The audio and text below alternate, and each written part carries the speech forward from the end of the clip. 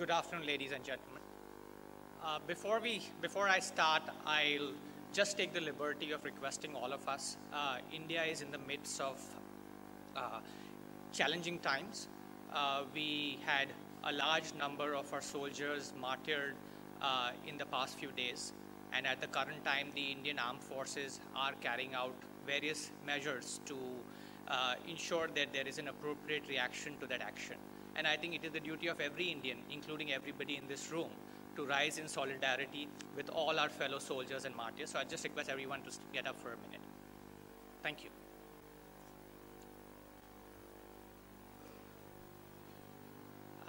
Thank you, Hurun, and thank you to everybody in this room for having me as part of this event and giving me the opportunity to speak to all of you. It, of course, is a privilege to speak to all of you and, of course, better understand how the industry is evolving, how global brands like Hurun, Lixil, others in this room are looking at India and the real estate industry, and how things can change and evolve in the years to come.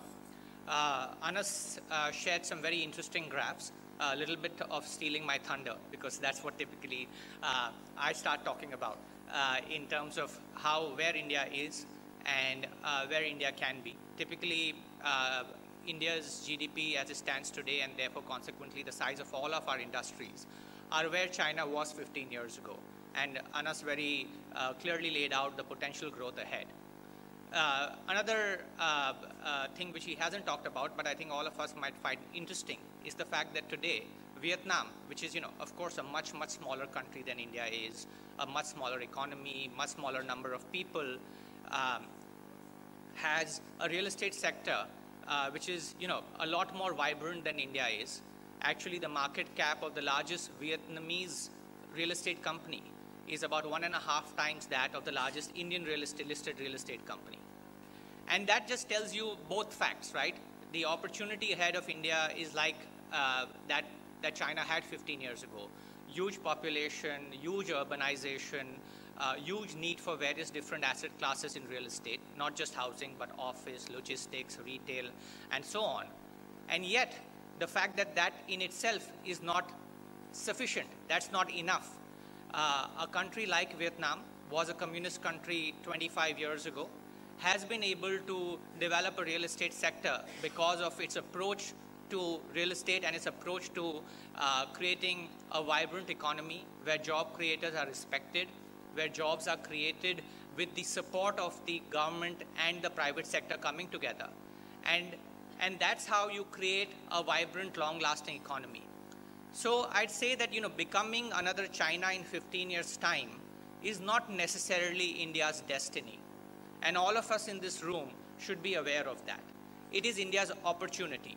Whether we convert opportunity into fact, whether it does in fact become our destiny, will be dependent on the actions that all of us together and the various stakeholders in this sector, and more importantly, this economy, take.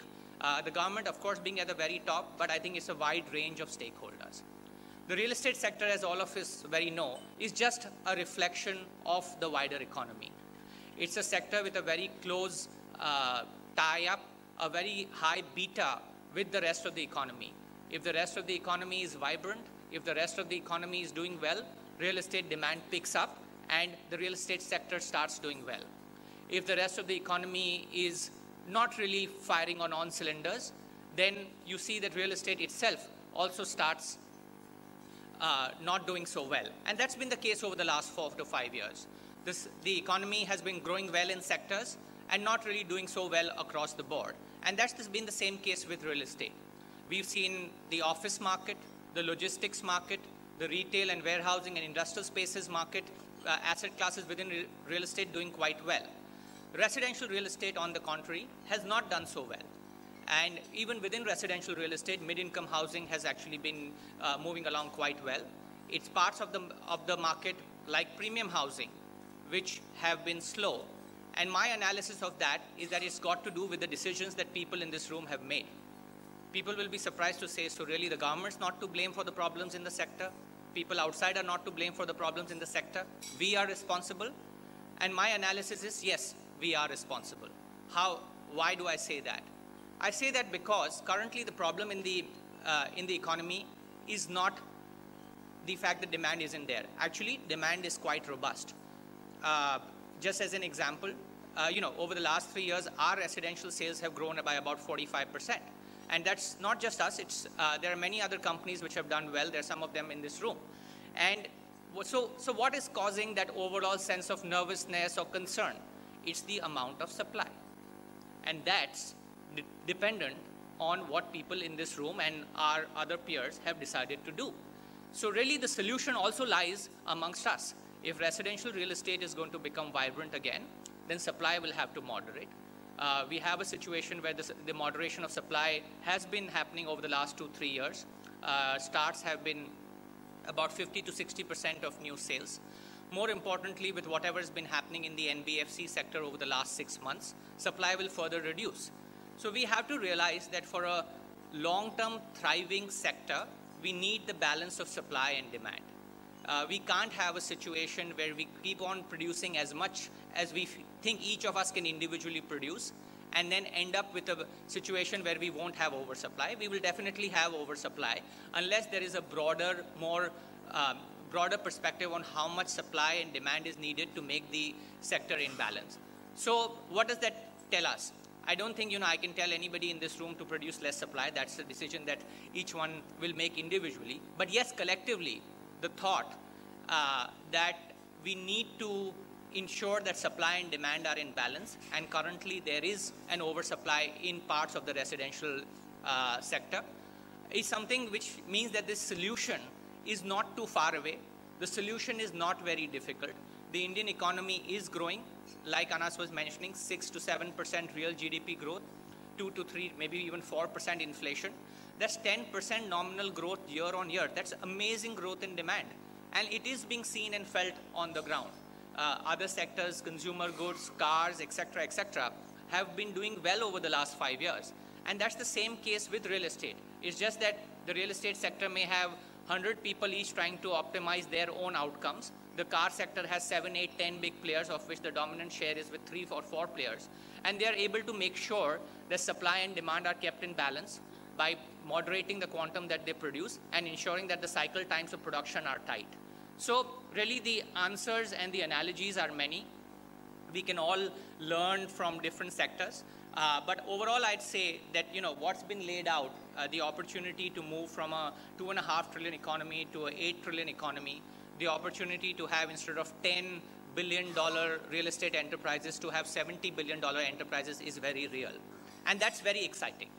It's very exciting because it means that this country has huge opportunity ahead, not just for the real estate sector, but for everybody in this country to have a better quality of life. Because that's what real estate does. It creates a better quality of life for everybody who lives or works in one of the environments that we create. And we have to realize that that means that we play an immense and key role both in urbanization and nation building. And that's something that each one of us needs to be very proud of. I think some of the negativity, some of the concerns that emanate in this sector are self-inflicted. So I walked in this room, there are many friends in this room. They said, you've lost a few kgs. I said, yes, I have lost a few kgs because I wanted to lose a few kgs. I've been exercising. And then somebody said, is it stress or is it really exercise? So, that's the thought process and that's the mindset. I've been working hard, going to the gym, trying to lose weight, and yet somebody wants to believe that it's stress which can cause you to lose weight. On the contrary, I put on weight when I'm stressed, so I'm very relaxed. The point being, that example is only to illustrate the fact that it's with us. If we realize the great work that we do as an industry, we realize the fact that supply and demand, we can play an important role in balancing. We realize the quantum of employment that we create, both directly as well as indirectly. Real estate investment has the highest multiplier to GDP, and that's what the government has realized. Yesterday, Sunday's press note for the GST reduction, if any of you have read, the preface says that real estate is the most important or one of the most important sectors to the economy, and it's very important for the government to start supporting the sector, and hence this rate cut. So we have to realize today that while we may crib about the government and we may crib about clean administration, etc., we are a low to mid-income country. We are a country which is evolving and excuse me, evolving and growing, and administrative pains are a part of this process. However, for the first time in the last 5 years, we've seen that the real estate sector, especially housing, mid-income housing, affordable housing as they call it, has been seen to be a key driver of the nation's economy. That, I think, in itself is a big change. It's the start of a big change.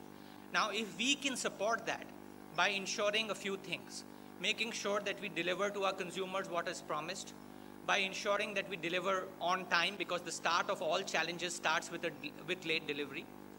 In order to do that, we work with better organized brands. A great example about having pod bathrooms and things like that, which can help us reduce cycle times in construction, and ensure that we only build how much we really have the capability of building. There is no reason to go out and do 20 projects when we have the capital for 5. Let's do the 5 of them well. Let's do them on time. Let's make sure that we have enough profitability coming out of them, and we can then go on and do the next 5 and then the next 5. It's inevitably going to happen. The choice is whether we do it proactively by planning, or whether we do it reactively, or we are forced into it. So really, it's a sector with a great future, in my opinion. It's a sector which over the next 2 years is going to go through a lot of change. The competent, well-organized, professional organizations are going to grow and be part of that list of 70 that Anas has promised all of us. There are going to be casualties. There are going to be people who will not be around in the sector, and that's part. Creative destruction is a part of every growing economy. When I started in 2002 at McKinsey, the first book which I was given was by one of the earliest managing partners at McKinsey called Marvin Bauer, who's titled Creative Destruction. And creative destruction is really what the US is great at.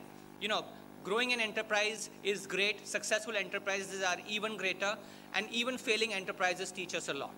And so that's going to be an integral part of the maturing of the real estate industry, and that's fine.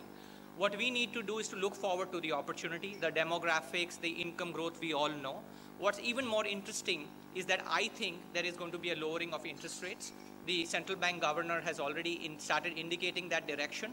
And more importantly, the economics tells you that's going to happen, because real interest rates in India, which is the difference between the interest rate that you are charged minus the rate of inflation, are the highest in the world. Today, Indian inflation, and I can ask people in this room, are cars more expensive than last year? Are homes more expensive than last year? Are holidays more expensive than last year? Is travel more expensive than last year? And I think the unanimous answer is no. So essentially, Indian inflation, and there are some problems in the way we measure it, but is at around 2%, which is the same or lower than in the UK and the US. And yet, interest rates at which good companies can borrow in this country are in the high single digits, 9.5%. And in the US or the UK, the same company with the same kind of credit rating can borrow at around 3.5%. Now that kind of gap in real interest rates is not sustainable. That gap of 5-6% in real interest rates is just not going to sustain. And that's the great opportunity. Over the next 3 to 5 years, India will see a moderation of interest rates, which will lead to an increase in capital values for leased assets, offices, retail, annuity assets like that. It will lead to a lowering of mortgage rates, and therefore a greater purchasing power with the Indian consumer to be able to buy mortgages, and of course lower interest costs for all of us when we borrow from our banks. So great, I would say, future ahead for this industry. I'm very excited by the fact that Hurun, because Hurun seems to know things before they happen. They started in China in 2003-04. Well before China became the economic powerhouse that it is today. And it's great that they've started in a big way in India about 2015-16. And I'm sure with the good luck that Rupert and the Hurun people bring, we will all have a great few years ahead. Some pain, some slimming down, but lots of great opportunities ahead. Thank you, everybody.